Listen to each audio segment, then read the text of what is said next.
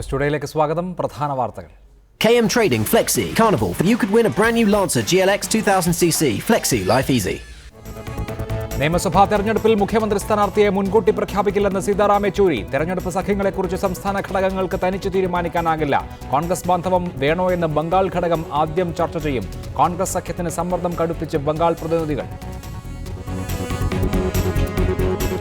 ദാദ്രയിൽ കൊല്ലപ്പെട്ട മുഹമ്മദ് അഖ്ലാഖിന്റെ വീട്ടിൽ നിന്ന് കണ്ടെത്തിയത് ബീഫ് അല്ലെന്ന വെറ്ററിനറി റിപ്പോർട്ട്. വീട്ടിലുണ്ടായിരുന്നത് ആട്ടിറച്ചി.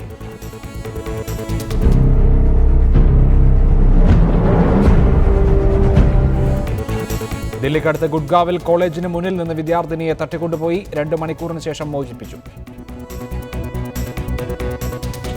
നെഹ്റുവിനെയും സോണിയയെയും വിമർശിച്ച് മഹാരാഷ്ട്ര കോൺഗ്രസിന്റെ മുഖമാസിക. കശ്മീർ പ്രശ്നം വഷളാക്കിയത് നെഹ്റു എന്ന ലേഖനം. സോണിയയെ ഫാസിസ്റ്റ് സൈനികന്റെ മകളാക്കി. കണ്ടന്റ് എഡിറ്ററെ പുറത്താക്കി. നെൽവയൽ നിയമത്തിൽ വെള്ളം ചേർക്കാൻ സർക്കാരിന്റെ കള്ളക്കളി. 10 ഏക്കർ വരെയുള്ള നികത്തൽ നിയമപരമാക്കണം എന്ന് സെപ്റ്റംബർ 9 മന്ത്രിസഭാ കുറിപ്പ്. ഓർഡിനൻസിന് വേണ്ടി കുറിപ്പ് തയ്യാറാക്കിയത് മുഖ്യമന്ത്രി തന്നെ. പാചകവാതക സബ്സിഡിക്ക് നിയന്ത്രണം. 10 ലക്ഷത്തിന് മുകളിൽ വാർഷിക വരുമാനമുള്ളവർക്ക് ഇനി സബ്സിഡിയില്ല. തീരുമാനം ജനുവരി 1 മുതൽ പ്രാബല്യത്തിൽ. RSS സർസംഘചാലക് മോഹൻ ഭാഗവത് നാളെ കേരളത്തിൽ. പൊതുസമൂഹ പ്രതിനിധികളുമായി ചർച്ചയ്ക്ക് ശ്രമം. ക്ഷണം തള്ളി കാളീശ്വരം രാജ അടക്കമുള്ള പ്രമുഖർ. കൊച്ചിൻ ദേവസ്വം ബോർഡ് നിയമനത്തിൽ വൻ അഴിമതിയെന്ന് വി മുരളീധരൻ. ദില്ലി ക്രിക്കറ്റ് അഴിമതിയിൽ അന്വേഷണ സംഘം ആരെയും കുറ്റവിമുക്തരാക്കിയിട്ടില്ലെന്ന് അരവിന്ദ് കെജ്രിവാൾ. നിരവധി ക്രമക്കേടുകൾ കണ്ടെത്തി. ജെയ്റ്റ്ലിക്കെതിരായ ആരോപണം CBI അന്വേഷിക്കാത്തത് എന്തെന്ന് കീർത്തി ആസാദ്. RSS സർസംഘചാലക് മോഹൻ ഭാഗവത് നാളെ കേരളത്തിലെത്തും. നിയമസഭാ തെരഞ്ഞെടുപ്പിന് മുന്നോടിയായി രാഷ്ട്രീയ ചർച്ചകൾക്ക് കൂടിയാണ് മോഹൻ ഭാഗവത് എത്തുന്നത്. എന്നാൽ RSS നേതാവുമായി കൂടിക്കാഴ്ചയ്ക്കുള്ള ക്ഷണം പ്രമുഖ അഭിഭാഷകരടക്കം പലരും നിരസിച്ചു. സംസ്ഥാനത്തെ നിയമസഭാ തെരഞ്ഞെടുപ്പുമായി ബന്ധപ്പെട്ട ഒരുക്കങ്ങൾ വിലയിരുത്താനാണ് RSS സർസംഘചാലക് മോഹൻ ഭാഗവത് നാളെ കേരളത്തിലെത്തുന്നത്. അസഹിഷ്ണുത, വിഭാഗീയത തുടങ്ങിയ വിഷയങ്ങളിൽ കേരളത്തിൽ പ്രതിഷേധങ്ങൾ ഉയരുന്ന സാഹചര്യത്തിൽ വ്യത്യസ്ത വീക്ഷണങ്ങൾ പുലർത്തുന്ന 10 പേരുമായി മോഹൻ ഭാഗവത് 30-ന് കൊച്ചിയിൽ ചർച്ച നടത്തുമെന്ന് RSS കേന്ദ്രങ്ങൾ അറിയിച്ചു. രാഷ്ട്രീയ നിരീക്ഷകരായ അഭിഭാഷകർ ഉൾപ്പെടെയുള്ളവരെ സർസംഘചാലകുമായുള്ള കൂടിക്കാഴ്ചയ്ക്കായി RSS നേതൃത്വം ക്ഷണിച്ചെങ്കിലും പല പ്രമുഖരും ക്ഷണം നിരസിച്ചു. വ്യക്തിപരമായ അസൗകര്യമാണ്, അല്ലാതെ താത്വികമായിട്ടുള്ള എതിരഭിപ്രായം കൊണ്ടല്ല. ഇപ്പൊ RSS മേധാവിയോട് ഒരു കാര്യം ചർച്ച ചെയ്യുന്നതുകൊണ്ട് പ്രത്യേകിച്ച് എന്റെ മതേതരത്വത്തിന് എന്തെങ്കിലും പോരായ്മ ഉണ്ടാവും ഞാൻ വിചാരിക്കുന്നില്ല. എന്നാൽ ആശയ സംവാദത്തിനുള്ള അവസരമെന്ന നിലയിൽ കൂടിക്കാഴ്ചയെ ഉപയോഗപ്പെടുത്തണമെന്ന നിലപാടിലാണ് advocate DB Binu, advocate Shivan Madathil എന്നിവർ. RSSന്റെ അഖിലേന്ത്യാ നേതാവ് എന്ന നിലയിൽ അദ്ദേഹം ചർച്ചയ്ക്ക് തയ്യാറാകുന്നു എന്ന് പറയുന്നത് നമുക്ക് അദ്ദേഹത്തിനോട് അഭിപ്രായങ്ങൾ തുറന്നു പറയാൻ, അതിനർത്ഥം ഒരിക്കലും കാവ്യവൽക്കരണമെന്നോ ഹിന്ദുവൽക്കരണമെന്നോ ഹിന്ദു അഭിഭാഷകരെന്നോ എന്നും ഞാൻ കാണുന്നില്ല. ഇവർക്ക് പുറമെ BJP സംസ്ഥാന അധ്യക്ഷൻ കുമ്മനം രാജശേഖരൻ, SNDP യോഗം ജനറൽ സെക്രട്ടറി വെള്ളാപ്പള്ളി നടേശൻ, ഹിന്ദു മാനേജ്മെന്റുകൾ നയിക്കുന്ന സംസ്ഥാനത്തെ പ്രമുഖ ആശുപത്രികളുടെ പ്രതിനിധികൾ, കൊച്ചിയിലെ ഉത്തരേന്ത്യൻ സമൂഹത്തിന്റെ പ്രതിനിധികൾ എന്നിവരുമായും മോഹൻ ഭാഗവത് ചർച്ച നടത്തും. റിപ്പോർട്ടർ, കൊച്ചി. ഈ ചർച്ചയിൽ അഡ്വക്കേറ്റ് ശിവൻ മഠത്തിൽ, advocate DB Binu, advocate Jaishankar, Shri PM Manoj, Shri VV Rajesh എന്നിവർ പങ്കെടുക്കുന്നു. ആദ്യം അഡ്വക്കേറ്റ് DB ബിനു, മറ്റന്നാൾ കൊച്ചിയിൽ മോഹൻ ഭാഗവതുമായി എന്ത് കാര്യം സംസാരിക്കാനാണ് ഉദ്ദേശിക്കുന്നത്?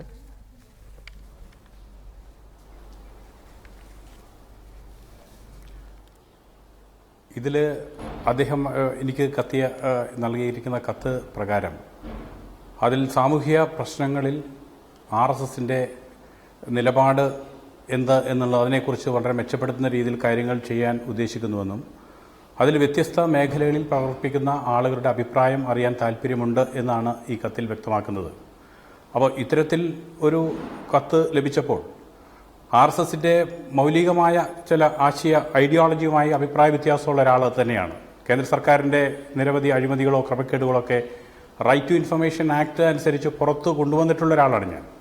പക്ഷേ എങ്കിൽ പോലും RSS പോലെയുള്ള സംഘടന, കേന്ദ്ര ഭരണത്തിൽ നിർണായകമായ സ്വാധീനമുള്ള ഒരു സംഘടന, അവരുമായി നടത്തുന്ന ഒരു ആശയപരമായ ഒരു ചർച്ച, ആ ചർച്ചയിൽ പങ്കെടുക്കുക എന്നുള്ളതിലൂടെ അവരുടെ ആ നിലപാടുകളിൽ ചില കാര്യങ്ങൾ വിട്ടുവീഴ്ച അല്ലെങ്കിൽ മാറ്റങ്ങൾ വരുത്താൻ കഴിയും എന്ന ഒരു പ്രതീക്ഷയാണ് എനിക്കുള്ളത്.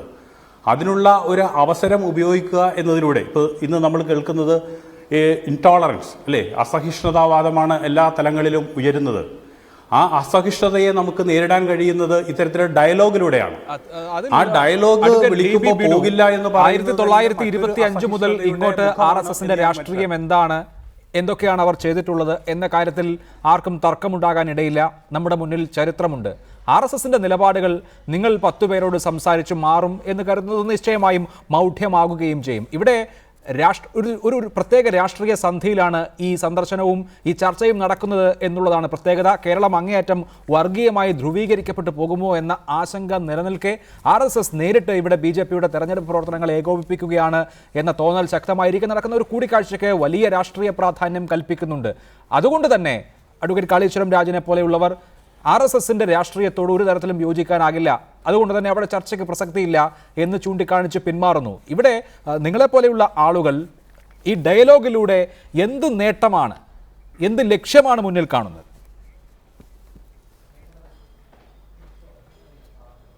താങ്കൾ സൂചിപ്പിച്ചതുപോലെ ഈ RSS രൂപീകരണത്തിന് ശേഷം ഇന്ത്യയെ ഇരുണ്ട യുഗത്തിലേക്ക് കൊണ്ടുപോയ അടിയന്തരാവസ്ഥയുടെ ആ കറുത്ത നാളുകളിൽ ഇതിനെതിരെ സോഷ്യലിസ്റ്റുകളോടൊപ്പം ഏറ്റവും ശക്തമായി അടിയന്തരാവസ്ഥയെ പ്രതിരോധിച്ചത്, അല്ലെങ്കിൽ ഇന്ത്യൻ ഭരണഘടന പിച്ചിച്ചീന്തിയ അവസരത്തിൽ അതിനെ ശക്തമായി പ്രതിരോധിച്ചവരിൽ മുൻപന്തിയിൽ നിൽക്കുന്ന RSS ആയിരുന്നു. പക്ഷെ അതിനുശേഷം ജനതാ സർക്കാർ അധികാരത്തിൽ വന്നു, BJP പലതവണ അധികാരത്തിൽ വന്നു. എപ്പോഴും നമ്മുടെ രാഷ്ട്ര നിർമ്മാണത്തിന് അഭികാമ്യമാകേണ്ട RSS അവരുടെ പങ്ക് പലപ്പോഴും നിർവഹിച്ചില്ല എന്ന് വിമർശന ബുദ്ധിയെ കാണുന്ന ഒരാളാണ് ഞാൻ. ഇതിനെ സംബന്ധിച്ച് ഗുരു നിത്യയ്യതിൻ്റെ എഴുതി തന്നെ ഒരു 10 പതിറ്റാണ്ട് മുമ്പ് അന്ന് ഏറെ ചർച്ച ചെയ്യപ്പെട്ട ലേഖനങ്ങൾ വന്നതാണ്. എന്തുകൊണ്ട് ഇത്തരത്തിൽ സുശക്തവും സുശിക്ഷിതവുമായ ലോകത്തിലെ ഏറ്റവും വലിയ സംഘടന ഇന്ത്യയുടെ ഭാവി ഭാഗധേയം നിർണ്ണയിക്കുന്നതിൽ നിർണായകമായ പങ്ക് വഹിക്കാൻ കഴിയുന്നില്ല എന്ന ചോദ്യം പൊതുസമൂഹത്തിനോടൊപ്പം എനിക്കും ചോദിക്കേണ്ടതാണ്. ശരി, അതാണ് ഇത് ഇന്ത്യയുടെ ഭാഗധേയം നിർണ്ണയിക്കുന്നതിൽ ഇപ്പോൾ RSSന്റെ ചിന്തയ്ക്ക്, RSSന്റെ ലീഡർഷിപ്പിന് വലിയ പങ്കാണുള്ളത്. ആ സാഹചര്യത്തിൽ RSSന്റെ മേധാവി സർ സംഘചാലക് ഇവിടേക്ക് വന്ന് ഒരു സംവാദം നടത്തുമ്പോൾ ഞങ്ങൾക്ക് പറയാനുള്ളത് പറയുന്നതിൽ എന്താണ് തെറ്റ് എന്നുള്ളതാണ് ആ ചർച്ചയിൽ പങ്കെടുക്കുന്ന ആളുകളുടെ ചോദ്യം. തികച്ചും ന്യായമല്ലേ അത്?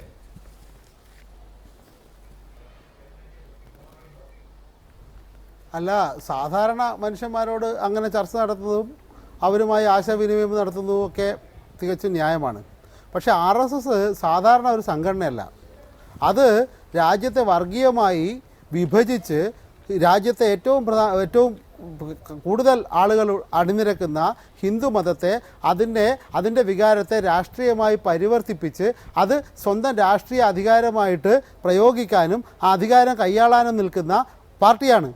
സാധാരണ രാഷ്ട്രീയ പാർട്ടികളുടെ കൊടി നോക്കിയാൽ മതി. RSSന്റെ കൊടി സാധാരണ മനുഷ്യന്മാരുടെ കൊടിയല്ല, അധ്വാനിക്കുന്നവൻ്റെയും പാവപ്പെട്ടവൻ്റെയും കൊടിയല്ല, അത് ഭഗവത് ധ്വജമാണ്, പടച്ചോൻ്റെ കൊടിയാണ്. RSSന്റെ നയവും മതവുമായി ബന്ധിപ്പിച്ച നയങ്ങളാണ്. അതായത് മതേതരത്വം പ്രഖ്യാപിക്കുന്ന ഭരണഘടനയാണ് ഇന്ത്യയുടേത്. അതായത് ഹിന്ദു, മുസ്ലിം, ക്രിസ്ത്യൻ, പാഴ്സി അങ്ങനെ എല്ലാ മതങ്ങളും ഉള്ളത്. എന്നാൽ ഹിന്ദു രാഷ്ട്രം സ്ഥാപിക്കണം, അതിനുവേണ്ടി നിൽക്കുന്ന പാർട്ടിയാണ് RSS, സംഘമാണ് RSS.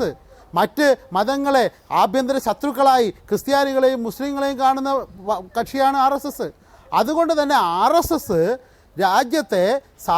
രാജ്യത്തിൻ്റെ ഭരണഘടന അനുസരിച്ചോ സാധാരണ മനുഷ്യരുടെ ചിന്താഗതി അനുസരിച്ചോ മനോനില അനുസരിച്ചോ പ്രവർത്തിക്കുന്ന ഒരു കക്ഷിയല്ല എന്നുള്ളത് കൊണ്ട് തന്നെ ആ കക്ഷിയുടെ ഉദ്ദേശം എല്ലാ ആളുകളെയും ഒരുപോലെ കാണുക എന്നുള്ളതല്ല എന്നതുകൊണ്ട് തന്നെ ആ കക്ഷിയെ അകറ്റി നിർത്തേണ്ടത് ആവശ്യമായിട്ട് വരുന്നു.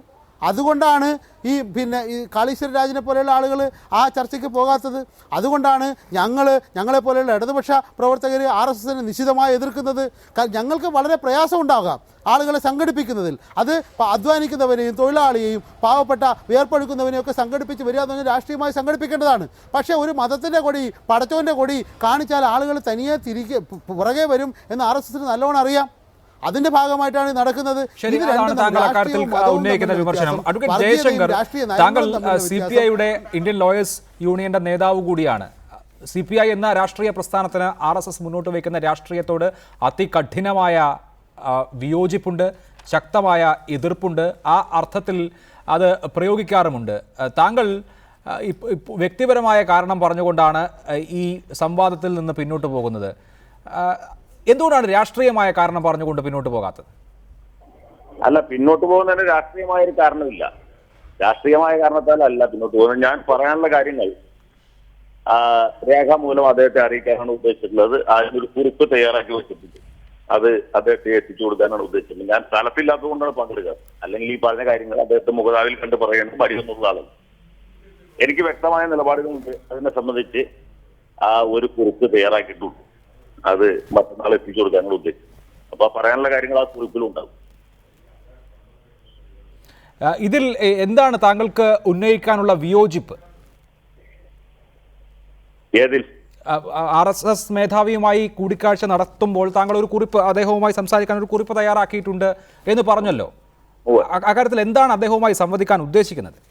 അല്ല, അദ്ദേഹത്തോട് പറയാനുള്ള കാര്യങ്ങൾ ഇപ്പോൾ പറയുന്നത് ശരിയല്ല. കാരണം അദ്ദേഹത്തിന് കൊടുക്കുന്നതിന് മുമ്പ് കുറിപ്പ് മാധ്യമങ്ങൾ കൊടുക്കുന്നത് ശരിയല്ല. അതുകൊണ്ട് ഇപ്പോൾ അതിന്റെ ഉള്ളടക്കത്തെ കുറിച്ച് ഞാൻ പറയാൻ ഉദ്ദേശിക്കുന്നില്ല. സമീപകാല രാഷ്ട്രീയത്തിൽ സംഭവിച്ചിട്ടുള്ള കാര്യങ്ങൾ, അതേക്കുറിച്ച് എനിക്ക് ഉത്കണ്ഠയുള്ള കാര്യങ്ങൾ, ആശുപത്രിക്കുന്ന കാര്യങ്ങൾ, ആ കാര്യത്തിൽ അദ്ദേഹത്തിന് ഇടപെടൽ ആവശ്യമായിട്ടുള്ള കാര്യം, അതിനെക്കുറിച്ചാണല്ലോ അദ്ദേഹത്തിന് കൊടുക്കേണ്ടത്. ഒരാളുമായിട്ട് നമ്മൾ സംവാദത്തിന് തയ്യാറാവുകയില്ല എന്ന് പറയുന്നതിൽ യാതൊരു അർത്ഥം. അല്ല, ആ സംവാദം എന്നുള്ളത് താങ്കളുടെ വിയോജന കുറിപ്പാണോ ആ സംവാദത്തിൽ ഉൾക്കൊള്ളിക്കാൻ താങ്കൾ ഉദ്ദേശിച്ചിരുന്നത്? തീർച്ചയായിട്ടും അങ്ങനെയുള്ളൂ. അദ്ദേഹത്തോട് യോജിപ്പുള്ള കാര്യങ്ങൾ എഴുതി കൊടുക്കേണ്ട ആവശ്യമില്ലല്ലോ. അദ്ദേഹത്തിന്റെ ശ്രദ്ധയിൽ ഇതിനകം പെട്ടിരിക്കേണ്ട കാര്യങ്ങൾ, പെട്ടിട്ടില്ലെങ്കിൽ അദ്ദേഹം ശ്രദ്ധിക്കേണ്ട കാര്യങ്ങൾ, അദ്ദേഹത്തെ കൊണ്ട് പരിഹരിക്കാൻ കഴിയും എന്നെനിക്ക് തോന്നുന്ന കാര്യങ്ങൾ, അതിൽ അദ്ദേഹം എന്ത് ചെയ്യും ചെയ്യില്ല എന്നുള്ള വേറെ കാര്യം. പക്ഷെ ഇങ്ങനൊരു അഭിപ്രായം ഞാൻ പറഞ്ഞില്ലെങ്കിൽ, ഇങ്ങനെ ഒരു അവസരം കിട്ടിയിട്ട് ഞാനത് വിനിയോഗിച്ചില്ല എന്ന ഒരു വലിയ പ്രശ്നമായിട്ട് അവശേഷിച്ചു. എന്തുകൊണ്ട് താങ്കൾക്ക് വിയോജിപ്പുള്ള കാര്യങ്ങൾ അദ്ദേഹത്തിന്റെ ശ്രദ്ധയിൽപ്പെടുത്തിയില്ല എന്നൊരു ചോദ്യം സ്വാഭാവികമായിട്ട് സംഭവിക്കാമല്ലോ. നമ്മൾ ജനാധിപത്യ രാജ്യത്ത് ജീവിക്കുമ്പോൾ ഇതുപോലെ ഒരാൾ വിയോജിപ്പുള്ള ആളുകളെ കാണുന്നു, അല്ലെങ്കിൽ വിഭിന്ന അഭിപ്രായങ്ങളുള്ള ആളുകളെ കാണുന്നു, അവരുടെ അഭിപ്രായങ്ങൾ ശ്രമിക്കാൻ സന്മനസ് കാണിക്കും. അത് ശ്രീ മനോജ് പറഞ്ഞ പോലെ ഒരു പക്ഷേ മേക്ക് ഇറ്റ് അപ്പിയർ ആയിരിക്കാം, അവരുടെ ഒരു ജനാധിപത്യ സംവിധാനമാണെന്ന് വരുത്തി തീർക്കാനുള്ള ശ്രമത്തിന്റെ ഭാഗമായിരിക്കും. എങ്കിൽ പോലും നമുക്ക് പറയാനുള്ള കാര്യങ്ങൾ അദ്ദേഹത്തെ അറിയിക്കാനുള്ള ഒരു അവസരം ലഭിക്കണം.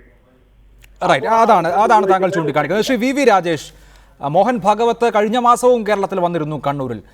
അദ്ദേഹം, പ്രവീൺ തൊഗാഡിയ തുടങ്ങിയ നേതാക്കൾ ഇടയ്ക്കിടയ്ക്ക് കേരളത്തിൽ വരാറുണ്ട്. എനിക്കറിയാനുള്ളത്, ഇപ്പോൾ എന്ത് രാഷ്ട്രീയ ദൗത്യവുമായാണ് മോഹൻ ഭാഗവത് കേരളത്തിൽ വരുന്നത് എന്നുള്ളതാണ്. മുൻപ് വന്നതിൽ നിന്ന് വ്യത്യസ്തമായി നിങ്ങളുടെ ഒപ്പം നിൽക്കാത്ത ആളുകളുമായും കൂടുതൽ പൊതുസമൂഹത്തിൽ നിന്നുള്ള പല തലങ്ങളിലുള്ള ആളുകളുമായി ഒരു സംവാദത്തിന് ലക്ഷ്യമിടുകയാണ്.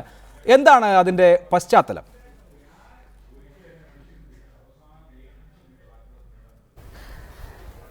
സർസംഘചാലകിൻ്റെ നാളെ കഴിഞ്ഞുള്ള കേരള സന്ദർശനവും കേരളത്തിൽ നടക്കുന്ന രാഷ്ട്രീയ പ്രവർത്തനങ്ങളുമായി യാതൊരു ബന്ധവുമില്ല. സംഘത്തിൻ്റെ അഖില ഭാരതീയ ചുമതലയുള്ള പ്രവർത്തകരും അതോടൊപ്പം തന്നെ സംസ്ഥാന തലത്തിലുള്ള പ്രവർത്തകരും ജില്ലാ തലത്തിലുള്ള പ്രവർത്തകരും അവരവർ പ്രവർത്തിക്കുന്ന തലങ്ങളിൽ ഇത്തരത്തിലുള്ള വർഷത്തിൽ ഒരു തവണ ഇത്തരത്തിലുള്ള ജനസമ്പർക്ക പരിപാടികൾ നടത്തുന്നുണ്ട്. ഇത് ഒരു വർഷം മുമ്പ് തന്നെ സർസംഘചാലകിന്റെ കേരള സന്ദർശനം, അതിൽ ഏതൊക്കെ മേഖലയിലുള്ള വ്യക്തികളെ കാണണം എന്ന് തീരുമാനിച്ചിരുന്നു. കഴിഞ്ഞ കാലഘട്ടങ്ങളിലും ഇതുപോലെ സംഭവിച്ചിട്ടുണ്ട്. ഇദ്ദേഹത്തിന് മുമ്പ് സുദർശൻജി സർസംഘചാലക് ആയിരുന്ന സമയത്ത് കേരളത്തിൽ വരികയും ക്രൈസ്തവ സഭാ മതമേലധ്യക്ഷന്മാരുമായി ചർച്ച ചെയ്ത് കേരളം വളരെ ചർച്ച ചെയ്ത വിഷയമാണ്. അദ്ദേഹം കേരളത്തിൽ നാളെ കഴിഞ്ഞ് വരുന്നത് ചെന്നൈയിൽ ഇതുപോലുള്ള ഒരു സമ്പർക്ക പരിപാടിക്ക് ശേഷമാണ് വരുന്നത്. രാഷ്ട്രീയ സ്വയംസേവക സംഘത്തെ സംബന്ധിച്ചിടത്തോളം തികച്ചും ജനാധിപത്യപരമായി പ്രവർത്തിക്കുന്ന ഒരു സംഘടനയാണ്. അത് സമൂഹത്തിൽ നിന്നും ആവശ്യമുള്ള കാര്യങ്ങൾ ശേഖരിച്ചുകൊണ്ട്, ഒന്ന്, അടിസ്ഥാന തലത്തിൽ പ്രവർത്തിക്കുന്ന സംഘത്തിന്റെ സ്വയംസേവകർ വഴി താഴെത്തട്ടിലുള്ള ജനങ്ങളുടെ കയ്യിൽ നിന്നും ലഭിക്കുന്ന പൾസ്, അതോടൊപ്പം തന്നെ സംഘത്തിന്റെ മുകൾത്തട്ടിലുള്ള അധികാരികൾ യാത്ര ചെയ്യുമ്പോഴേക്കും വ്യത്യസ്ത ശ്രേണികളിലുള്ള ജനങ്ങളുമായി നടത്തുന്ന ആശയ സംവാദം, അതിലൂടെ കിട്ടുന്ന അറിവ്, ആ തിരിച്ചറിവിനെ അടിസ്ഥാന തത്വമാക്കിക്കൊണ്ട് സംഘത്തിന്റെ അടിസ്ഥാന നയങ്ങളിൽ തന്നെ ഊന്നി നിന്നുകൊണ്ട് കാലാനുസൃതമായി പ്രവർത്തനത്തിൽ വരുത്തേണ്ട മാറ്റങ്ങൾ, പ്രവർത്തകർക്ക് കൊടുക്കേണ്ട വിദ്യാഭ്യാസത്തിൽ കൊടുക്കേണ്ട മാറ്റങ്ങൾ, അങ്ങനെയുള്ള മാറ്റങ്ങൾ വരുന്നു. അങ്ങനെ 1925 മുതൽ ചിട്ടയായി പ്രവർത്തനം നടത്തി പോകുന്നത് കൊണ്ടാണ് ഇന്ന് ലോകത്തിലെ തന്നെ ഏറ്റവും വലിയ സാംസ്കാരിക പ്രസ്ഥാനമായി ഭാരതത്തിന് പുറത്ത് 60ഓളം രാജ്യങ്ങളിൽ പ്രവർത്തനം നടത്തിക്കൊണ്ട് ചിട്ടയായി മുന്നോട്ട് പോകാൻ രാഷ്ട്രീയ സ്വയംസേവക സംഘത്തിന് സാധിക്കുന്നത്. അഡ്വക്കേറ്റ് ശിവൻ മഠത്തിൽ, താങ്കൾ അടക്കമുള്ള ആളുകളെ ക്ഷണിച്ചിട്ടുണ്ട് RSS മേധാവിയുമായി സംഭാഷണം നടത്താൻ. അതിൽ ചില ആളുകൾ പങ്കെടുക്കുന്നില്ല, താങ്കൾ പങ്കെടുക്കുന്നുണ്ട്. താങ്കൾ പങ്കെടുക്കാനുള്ള കാരണം എന്താ? അല്ല, ഇവിടെ ഈ ചർച്ചയിൽ പങ്കെടുത്തവർ, എൻ്റെ പ്രിയ സുഹൃത്തുക്കൾ പറയുന്നത് കേട്ടാത്തൊന്നും മോഹൻ ഭാഗവതുമായിട്ട് ഞങ്ങളെല്ലാം പോകുന്ന ഈ രാജ്യത്തിൻ്റെ രാഷ്ട്രീയ ഭാഗതയെ നിർണ്ണയിക്കുന്ന ചർച്ച നടത്താൻ പോവുകയാണെന്നൊക്കെ ശുദ്ധ അസംബന്ധം. അതൊക്കെ അദ്ദേഹം വിളിച്ചിട്ടുള്ളത് മാധ്യമരംഗത്ത് ചർച്ചകളിൽ പങ്കെടുക്കുന്ന, മാധ്യമവുമായി ബന്ധപ്പെട്ട് നിൽക്കുന്ന അഭിഭാഷകരോ അല്ലെങ്കിൽ അതുമായി ബന്ധപ്പെട്ട ആൾക്കാരുടെയോ ദൃശ്യമാധ്യമത്തിൽ അദ്ദേഹത്തിന് അതുമായി ബന്ധപ്പെട്ടുള്ള കാര്യങ്ങൾ, പ്രത്യേകിച്ച് ഈ അടുത്ത കാലത്ത് നമ്മുടെ ഇന്ത്യയിൽ ചില സംഭവങ്ങൾ, അനിഷ്ട സംഭവങ്ങൾ നടന്നു. ഞാനതിൻ്റെ സമയക്കുറവുണ്ടായിലേക്ക് പോകുന്നില്ല. നമ്മൾ ഇൻടോളറൻസ് അല്ലെങ്കിൽ അസഹിഷ്ണുത എന്നൊക്കെ നമ്മൾ വ്യാഖ്യാനിക്കപ്പെടുന്ന ചില സംഭവങ്ങൾ നടക്കുന്നു. ദൃശ്യമാധ്യമങ്ങൾക്ക്, പ്രത്യേകിച്ച് പ്രിൻ്റ് ദൃശ്യമാധ്യമങ്ങൾ അതിന് വലിയ പങ്കുണ്ട്. അതിൻ്റെ യഥാർത്ഥ വസ്തുത പുറത്തു കൊണ്ടുവരുന്ന കാര്യത്തിലും ജനങ്ങളെ അത് ബോധ്യപ്പെടുത്തുന്ന കാര്യത്തിലും. അപ്പോൾ അത്തരം കാര്യങ്ങളിൽ ആ മാധ്യമരംഗത്ത് പ്രവർത്തിക്കുന്ന അഭിഭാഷകരെയോ മറ്റു ബന്ധപ്പെട്ടവരെയോ അദ്ദേഹം കണ്ട് ചർച്ച ചെയ്യുന്നു എന്ന് പറയുന്നത് അദ്ദേഹത്തിൻ്റെ ആശയത്തോട് നമ്മൾ യോജിക്കാൻ പോകുന്നതോ അല്ലെങ്കിൽ അദ്ദേഹത്തിൻ്റെ ആശയത്തോട് ചേർന്ന് ഇനി പ്രവർത്തിക്കാൻ പോകുന്നതോ അല്ലെങ്കിൽ അദ്ദേഹത്തിനോട് ഒരു കോൺഫ്ലിക്റ്റ് ഉണ്ടാക്കാനോ പോകുന്നതല്ല. ജനാധിപത്യത്തിൽ യോജിക്കാനും വിയോജിക്കാനും നമുക്ക് സ്വാതന്ത്ര്യമുള്ള ഒരു രാജ്യമാണിത്. അപ്പോൾ അദ്ദേഹത്തിനോട് അഭിപ്രായത്തിൽ നമ്മൾ അഭിപ്രായ സമന്വയം ഉണ്ടാക്കാം, അഭിപ്രായ വ്യത്യാസം രേഖപ്പെടുത്താം. അദ്ദേഹത്തിനോട് നമ്മുടെ അഭിപ്രായങ്ങൾ പങ്കുവയ്ക്കുന്നതിൽ അദ്ദേഹത്തിൻ്റെ അഭിപ്രായം നമുക്ക് തിരിച്ച് അസ്വീകാര്യമാണെങ്കിൽ അത് നമുക്ക് ഇതൊക്കെ ചെയ്യാം. ഞാനൊരു ഉദാഹരണം കൂടെ പറയാം. നിരോധിക്കപ്പെട്ട സിമി എന്ന സംഘടനയുടെ സംസ്ഥാന യോഗത്തിൽ ഒ.വി. വിജയൻ പങ്കെടുത്ത സമയത്ത് കേരളത്തിൽ അന്നൊരു വലിയ ചർച്ച നടന്നിരുന്നു. ഒ.വി. വിജയൻ എന്തിനാ അത്തരം ഒരു സംഘടനയിൽ പോയെന്ന്. വിജയൻ പറഞ്ഞ മറുപടി എന്താണെന്നറിയാമോ? അവർ നടത്തുന്ന പ്രവർത്തനങ്ങളുടെ അസഹിഷ്ണുതയാണെങ്കിലും ശരി, അസന്തുഷ്ടിയാണെങ്കിലും ശരി, അല്ലെങ്കിൽ നടത്തുന്നതിൽ നമുക്ക് വിയോജിപ്പാണെങ്കിലും ശരി, ആ പറയുവാനുള്ള ആ പ്ലാറ്റ്ഫോം അവിടെ ഞാൻ ഉപയോഗപ്പെടുത്തുന്നു എന്നുള്ളതാണ്. ശ്രീ മോഹൻ ഭാഗവതനോട് നമ്മൾ ചർച്ചയ്ക്ക് വിളിച്ച എൻ്റെ സുഹൃത്തുക്കളെല്ലാവരും തന്നെ അദ്ദേഹത്തിൻ്റെ ഐഡിയോളജിയോട് യോജിച്ച് അവിടെ പോകുന്നതല്ല. അദ്ദേഹത്തിനോടുള്ള അഭിപ്രായം തുറന്നു പറയുവാനുള്ള വേദിയായിട്ടാണ് കാണുന്നത്. അതൊരു അവസരത്തെ നമ്മൾ ഉപയോഗപ്പെടുത്തുന്നു. മാറി നിൽക്കുന്നതിൽ ഒരു അർത്ഥമില്ല.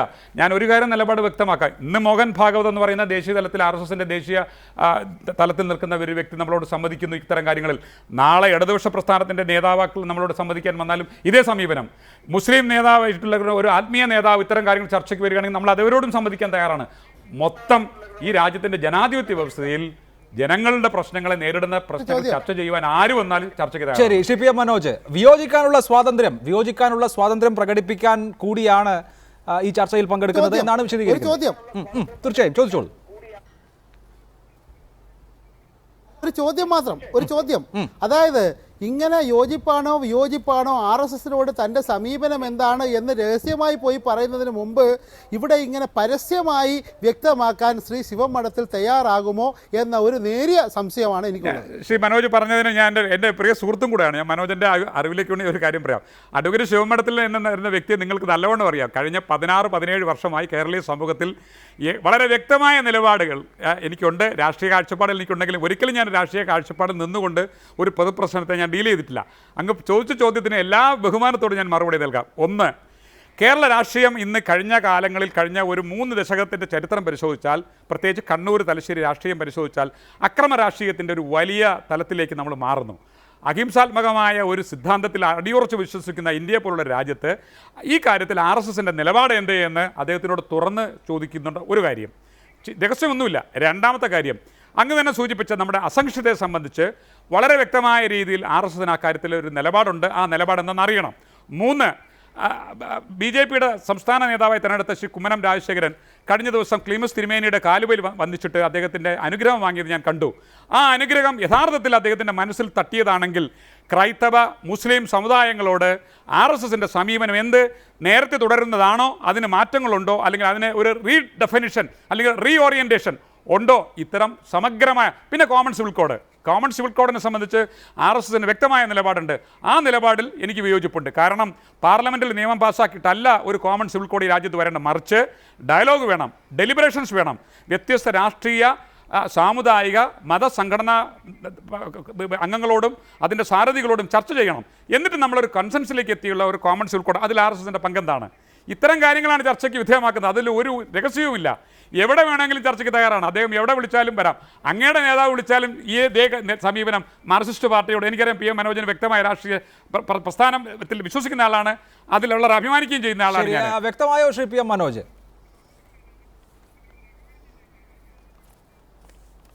അല്ല, അത് വേറൊരു കാര്യം. അദ്ദേഹം ചോദിച്ച ചോദ്യം കൃത്യമാണ്. ഞാൻ ചോദിച്ചത് RSSനോട് യോജിപ്പുണ്ടോ എന്ന്. അത് അദ്ദേഹം വ്യക്തമാക്കിയില്ല. അത് അദ്ദേഹത്തിൻ്റെ കാര്യമാണ്. അതിലെനിക്ക് പരാതിയുമില്ല.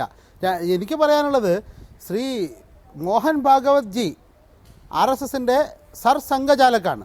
സർസംഘചാലക് എന്ന് പറഞ്ഞാൽ അതിനേക്കാൾ മേലെയുള്ള ഒരാളും RSSനില്ല. പരമപൂജനീയനാണ്.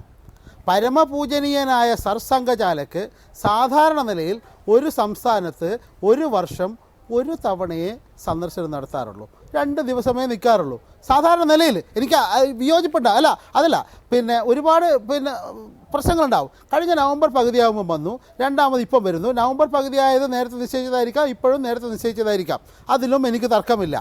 പക്ഷേ കേരളത്തെ ഈ പരമപൂജനീയൻ, സാധാരണ ഡോക്ടർ ജി ജനിച്ച് മരിച്ച നാഗ്പൂരിലാണ് ഈ പരമപൂജനീയന്മാരൊക്കെ കൃത്യമായിട്ട് ചെന്ന് അവിടെയാണ് അവരുടെ ആസ്ഥാനം. അത് കഴിഞ്ഞ് കേരളത്തിലേക്ക് 2 തവണ വരുന്നു. ഈ 2ാം തവണ വരുമ്പം വെള്ളാപ്പള്ളി പോരാ, ഇതുപോലെ കുറേ വക്കീലുമാർ, കുറേ നിയമജ്ഞർ, വിവരാവകാശ പ്രവർത്തകർ ഇവരൊക്കെ വേണമെന്ന് തീരുമാനിക്കുന്നു.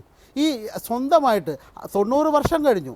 1925 രൂപീകരിച്ചത്. അതിനുശേഷം ഒരുപാട് കാര്യങ്ങൾ ചെയ്തു. പണ്ട് മലബാർ കലാപത്തിൻ്റെ കാലത്ത് പോലും അവിടെ വന്നു. അന്ന് ഈ നമ്മളിപ്പോൾ പറയുന്ന BS മൂഞ്ചെ ഉൾപ്പെടെ വന്നു. അത് കഴിഞ്ഞ് ആർ ശങ്കറിൻ്റെ കാലത്ത് വന്നു. അതും കഴിഞ്ഞ് പിന്നെ കോലീബി സഖ്യം ഉണ്ടാക്കി. പിന്നെ മറ്റ് പലതരത്തിലുള്ള വോട്ട് കച്ചവടം നടത്തി അവസാനം ആ കച്ചവടം ചെയ്ത് PP മുകുന്ദനെ പുറത്താക്കി. ഇതൊക്കെ കഴിഞ്ഞ് അവസാനം ഇപ്പം വെള്ളാപ്പള്ളിയുടെ തണലിൽ പോലും നിൽക്കാൻ കഴിയുന്നില്ല. അത് കഴിഞ്ഞ് കുറേ വക്കീലുമാരും വിവരാവകാശ പ്രവർത്തകരും ഒക്കെ ഉണ്ടെങ്കിലേ നിൽക്കാൻ കഴിയൂ എന്ന് RSSന് തോന്നിയത്. എങ്ങനെയെങ്കിലും കേരളത്തിൽ ഈ പറഞ്ഞ കച്ചവടം ഒന്നും നടക്കാതെ ഇനിയെങ്കിലും ഇപ്പോൾ ഹിന്ദു ഐക്യവേദി സംഘപരിവാറിൻ്റെ ഭാഗമാണോ? ആണെന്ന് ഇവർ പറയില്ല. കാരണം അങ്ങനെ രാജ്യത്ത് കേരളത്തിലൊഴികെ വേറെ ഒരിടത്തും ഹിന്ദു ഐക്യവേദി ഇല്ല. ഇപ്പോൾ നമ്മളിപ്പോൾ പല ചോദ്യങ്ങളും ചോദിച്ചാൽ നമ്മുടെ നാഥുറാം വിനായക് ഗോഡ്സെ RSS ആണെന്ന് വെച്ചാൽ അല്ല, കാരണം റെക്കോർഡില്ല. അതുപോലെ ഹിന്ദു ഐക്യവേദി സംഘപരിവാറിൻ്റെ ഭാഗമാണോ? അല്ല, റെക്കോർഡില്ല. എന്നാൽ കുമ്മനം രാജശേഖരൻ ഇന്നലെ വരെ BJPയിൽ മെമ്പർഷിപ്പ് ഉണ്ടായിരുന്നു, അതിനും റെക്കോർഡില്ല. പക്ഷേ BJPയുടെ പ്രസിഡൻ്റായിട്ട് കുമ്മനം രാജശേഖരൻ വരുന്നു. ഇന്നിപ്പോൾ പത്രവാർത്ത വന്നത് RSSൻ്റെ കുറേ നേതാക്കൾ ഹിന്ദു ഐക്യവേദിയുടെ പടലയോടെ നേതാക്കൾ BJPയുടെ നേതൃത്വത്തിലേക്ക് വരുന്നതാണ്. ഇങ്ങനെ സാധാരണ ഒരു രാഷ്ട്രീയ പാർട്ടിയിലും, കോൺഗ്രസിൽ പോലും നടക്കാത്ത കാര്യങ്ങൾ നടക്കുന്ന ഒരു പാർട്ടിയാണ് BJP. അതിനെ നിയന്ത്രിക്കുന്ന പ്രസ്ഥാനമാണ് RSS. അതുകൊണ്ട് തന്നെ ആ വ്യത്യസ്തത മനസ്സിലാക്കി വേണം എൻ്റെ സുഹൃത്ത് ശ്രീ ശിവൻ മഠത്തിലടക്കമുള്ള ആളുകൾ പെരുമാറാൻ എന്ന ഒരു അഭ്യർത്ഥന മാത്രമേ എനിക്കുള്ളൂ. ഞാനൊന്ന് ഇടപെട്ടോട്ടെ, ഒരു ചോദ്യത്തിന് ഉത്തരം മാത്രം. ശ്രീ മനോജ്, അങ്ങ് പറഞ്ഞ് എന്നെ ഒരു RSSൻ്റെ പക്ഷത്ത് നിർത്തി, അല്ലെങ്കിൽ അതിൻ്റെ ഒരു അനുഭാവിയാണെന്നോ അല്ലെങ്കിൽ ആ ഐഡിയോളജിയോട് യോജിക്കുന്ന ഒരാളെന്നോ മുൻവിധിയോടുകൂടെ ഈ ചർച്ചയിൽ പങ്കെടുക്കരുത്. ഞാൻ എൻ്റെ നിലപാട് പറഞ്ഞു. ഒരു ഉദാഹരണം ഞാൻ അങ്ങയുടെ ശ്രദ്ധയിൽപ്പെടുത്താം. അങ്ങയുടെ ആരാധ്യനായിട്ടുള്ള സംസ്ഥാന ജനറൽ സെക്രട്ടറി ശ്രീ പിണറായി വിജയൻ കേരളത്തിൽ ആദ്യമായി ഒരു രാഷ്ട്രീയ പ്രസ്ഥാനം പരിസ്ഥിതി സംരക്ഷണവുമായി ബന്ധപ്പെട്ടുകൊണ്ട് മലിനീകരണത്തിനെതിരെ തിരുവനന്തപുരം നഗരത്തിലെ ഡ്രെയിനേജ് ക്ലീൻ ചെയ്യുന്ന രംഗം കൈരളി TV വിഷ്വലി കാണിക്കുമ്പോൾ ഇവിടുത്തെ ദൃശ്യമാധ്യമങ്ങൾ പലതും അത് കണ്ടതായിട്ട് ഞാൻ കാണുന്നില്ല. കൈരളി ചാനലിൽ അന്ന് ആ കാര്യം രാഷ്ട്രീയ പാർട്ടികൾ പരിസ്ഥിതി സംരക്ഷണം ഏറ്റെടുക്കുന്ന ഒരു ചുമതല ഏറ്റവും അഭികാമ്യവും ശ്ലാഘനീയവുമാണെന്ന രീതിയിൽ ചർച്ച നടത്തി അദ്ദേഹത്തെ ഞാൻ വളരെയേറെ, എൻ്റെ ഒരു എളിയ വാക്കുകളിലൂടെ അദ്ദേഹത്തെ ഞാൻ അഭിനന്ദിച്ചവനാണ്. ഞാൻ മാർക്സിസ്റ്റ് പാർട്ടിയുടെ അംഗമല്ല. അപ്പോൾ എൻ്റെ നിലപാടുകൾ പ്രശ്നാധിഷ്ഠിതമാണ്. പൊതുസമൂഹത്തിൻ്റെ പ്രശ്നങ്ങൾ ചർച്ച ചെയ്യാൻ ആര് വിളിച്ചാലും, AKG സെൻറ്ററിൽ ആരുടെയും ക്ഷണമില്ലാതെ AKG പഠന കേന്ദ്രത്തിൻ്റെ സെമിനാറിൽ പങ്കെടുത്ത വ്യക്തിയാണ് ഞാൻ. അതുകൊണ്ട് ഞാൻ ആരുടെയും പക്ഷപാതിയല്ല. എൻ്റെ നിലപാട് വളരെ സ്വതന്ത്രമാണ്. അത് ശ്രീ മനോജ് മനസ്സിലാക്കണം. ശരി, നമുക്ക് ആ തർക്കം വിട്ട് ശ്രീ VV രാജേഷ്, താങ്കൾക്ക് ഇപ്പോൾ PM മനോജ് പറഞ്ഞ കാര്യങ്ങളിൽ എതിരഭിപ്രായം ഉണ്ടാകുമെന്ന് എനിക്ക് നിശ്ചയമായും അറിയാം. ഇവിടെ എന്തിനാണ് ഇടയ്ക്കിടയ്ക്ക് ഈ സർസംഘചാലക് വരുന്നത് എന്നുള്ളത് ഒരു സംശയമാണ്. ഒന്ന്, കേരളത്തിൽ BJP ഇതുവരെ അക്കൗണ്ട് തുറന്നിട്ടില്ല. വരുന്ന സംസ്ഥാന നിയമസഭാ തെരഞ്ഞെടുപ്പുകളിൽ BJPക്ക് വലിയ തോതിൽ മുന്നേറ്റം ഉണ്ടാക്കേണ്ട ഒരു സംസ്ഥാനം കേരളമാണ്, സ്വപ്നം കാണുന്ന സംസ്ഥാനം കേരളമാണ്. അതിന് മുൻപ് കാണിക്കാത്ത അടവുകളാണ് ഇത്തവണ കാണിക്കുന്നത് എന്നുള്ളത് സുവ്യക്തമാണ്. കുമ്മനം രാജശേഖരൻ്റെ BJP സംസ്ഥാന പ്രസിഡന്റിലേക്കുള്ള വരവ് മുതൽ ഇങ്ങോട്ട് വെള്ളാപ്പള്ളി നടേശനുമായുള്ള കൂട്ടുകെട്ടടക്കം. അപ്പോൾ ഇവിടെ നേരിട്ട് BJPയുടെ രാഷ്ട്രീയം അതിൻ്റെ രക്ഷകർത്തൃത്വത്തിൽ നിന്നുപരി പ്രവർത്തനം തന്നെ RSS ഏറ്റെടുക്കുകയാണോ എന്ന സംശയമാണ് ഇവിടെ ഉന്നയിക്കപ്പെടുന്നത്.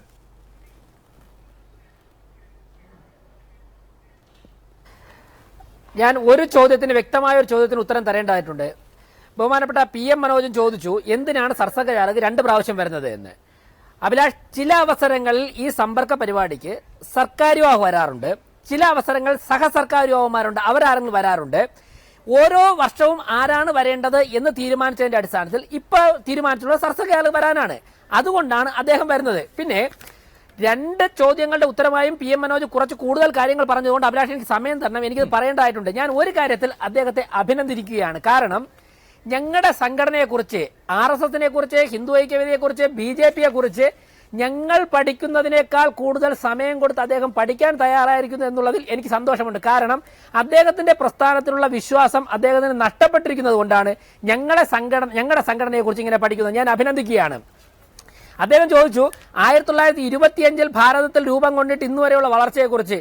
1917 22 രൂപം കൊണ്ട് കമ്മ്യൂണിസ്റ്റ് പ്രസ്ഥാനങ്ങൾ ഇന്നലെ കൽക്കട്ടയിൽ വിളിച്ചു കൂവിയിരിക്കുന്നു, നിലനിൽപ്പിന് വേണ്ടി, ഞങ്ങളുടെ നിലനിൽപ്പിന് വേണ്ടി ഞങ്ങൾ കോൺഗ്രസുമായി സന്ധി ചെയ്യാൻ പോകുന്നു, ചേരാൻ പോകുന്നു, അനുവാദം തരണം എന്ന് പറയുന്ന പ്രസ്ഥാനമാണ്. അതിനേക്കാൾ ശേഷം രൂപം കൊണ്ട് ഇന്ന് ലോകത്ത് പടർന്നു പന്തലിച്ചിരിക്കുന്ന അടൽ ബിഹാരി വാജ്പേയിയെയും നരേന്ദ്രമോദിയെയും പോലുള്ള ജനസമ്മതിയുള്ള പ്രധാനമന്ത്രിമാരെ പ്രദാനം ചെയ്യാനുള്ള രാഷ്ട്രീയ വിദ്യാഭ്യാസം കൊടുത്ത സംഘടനയെ കുറ്റം പറയുന്നത്. ഇവിടെ ഞാൻ ഒരു കാര്യം സൂചിപ്പിക്കുന്നു. രാഷ്ട്രീയ സ്വയംസേവക സംഘത്തെ സംബന്ധിച്ച് സേവന മേഖലകളിലായാലും ദുരന്ത മേഖലകളിലായാലും യുദ്ധമേഖലകളിലായാലും സുനാമി ബാധിത മേഖലകളിലായാലും ഒരേ മനസ്സോടെ പ്രവർത്തിക്കുന്ന പ്രസ്ഥാനമാണ് RSS. ചെന്നൈയിൽ വെള്ളപ്പൊക്കം നടന്നപ്പോഴേക്കും ഒരു CPM പ്രവർത്തകരെയും കണ്ടില്ല. ആന്ധ്രാപ്രദേശിൽ എന്നോ നടത്തിയ ദുരിതാശ്വാസ പ്രവർത്തനത്തിന്റെ പടമെടുത്ത് ചെന്നൈയിലെ സഖാക്കൾ പ്രവർത്തിക്കുന്നു എന്ന് പറഞ്ഞിട്ട് ഫേസ്ബുക്കിൽ പോസ്റ്റ് ചെയ്യേണ്ട ഗതികേട് സീതാറാം യെച്ചൂരിക്ക് വന്നു. വിമർശനം വന്നപ്പോഴേക്ക് അദ്ദേഹം പറഞ്ഞു ചെന്നൈയിലല്ല തെലങ്കാനയിൽ നടത്തിയതാണ് എന്ന് പറഞ്ഞു. എന്തുകൊണ്ടാ? ആ പ്രസ്ഥാനം ജനാധിപത്യപരമായി പ്രവർത്തിക്കുന്നില്ല. മറ്റൊന്ന് PM മനോജ് പരിഹസിക്കുക. അഭിഭാഷകരെയും രാഷ്ട്രീയ നിരീക്ഷകരെയും നാളെ സർസംഘചാലകവുമായിട്ട് സംസാരിക്കാൻ പോകുന്നതിനെ അവരെ ഉൾപ്പെടെ പരിഹസിക്കുക. CPM സംസ്ഥാന സെക്രട്ടറി ശ്രീ പിണറായി വിജയന് ധൈര്യമുണ്ടോ രാഷ്ട്രീയമായി വിരുദ്ധ ചേരിയിൽ നിൽക്കുന്ന ഒരു സമൂഹത്തെ വിളിച്ചിട്ട് ഞങ്ങൾ ഏതൊക്കെ തരത്തിൽ CPM തിരുത്തണം എന്ന് സംസാരിക്കാനുള്ള ധൈര്യമില്ല, ആ പ്രത്യയശാസ്ത്രത്തിൽ വിശ്വാസമില്ല. സർസംഘചാലക് മറ്റന്നാൾ കാണുന്നത് ഉത്തരേന്ത്യൻ സമൂഹം കേരളത്തിൽ ജീവിക്കുന്നവരെ കാണുന്നു, സേവന മേഖലകളിൽ ആശുപത്രികൾ നടത്തുന്നവരെ കാണുന്നു, രാഷ്ട്രീയ നിരീക്ഷകരെയും അഭിഭാഷകരെയും കാണുന്നു. എന്നിട്ട് ഈ കേരള സമൂഹത്തിന്റെ പൾസ് ചോദിക്കുന്നു. അതെ, അങ്ങനെ ഒരു ഫീഡ്ബാക്ക് എടുക്കുന്നു. വിശദമായി പറഞ്ഞു കഴിഞ്ഞു രാജേഷ് എന്ന് ഞാൻ കരുതുന്നു. ഞാൻ താങ്കളിലേക്ക് മടങ്ങി വരാം ശ്രീ VV രാജേഷ്. ശ്രീ DB ബിനു, ഇവിടെ RSS സർസംഘചാലകമായി ആശയവിനിമയം നടത്തുന്നു എന്നുള്ളത് ഏതെങ്കിലും തരത്തിൽ ചോദ്യം ചെയ്യപ്പെടേണ്ട ഒന്നല്ല. പക്ഷേ അദ്ദേഹത്തിന്റെ രാഷ്ട്രീയ ദൗത്യം എന്ത് എന്നുള്ളത് തീർച്ചയായും ചർച്ച ചെയ്യപ്പെടേണ്ട ഒന്നാണ്. കേരളത്തിൽ ഉണ്ടായ രാഷ്ട്രീയ സാഹചര്യം മാറി മാറി വരുന്ന അത് ഒരു വർഗീയ ധ്രുവീകരണത്തിലേക്ക് നീങ്ങുകയാണോ എന്ന സംശയം ഉദിക്കുന്ന ഒരു സന്നിഗ്ധമായ രാഷ്ട്രീയ ഘട്ടത്തിലാണ് ഇങ്ങനൊരു ആശയവിനിമയം നടക്കുന്നത് എന്നുള്ളതാണ് ഏറ്റവും ശ്രദ്ധേയം. അങ്ങനെയുള്ള രാഷ്ട്രീയ ദൗത്യത്തിൻ്റെ ഭാഗമായുള്ള ഒരു കൂടിക്കാഴ്ചയാണ് എങ്കിൽ RSS മേധാവി അല്ലെങ്കിൽ RSS ഉദ്ദേശിക്കുന്ന ദൗത്യങ്ങൾ നിർവഹിക്കാൻ നിങ്ങൾ സ്വയം പാകപ്പെട്ട് കഴിഞ്ഞോ?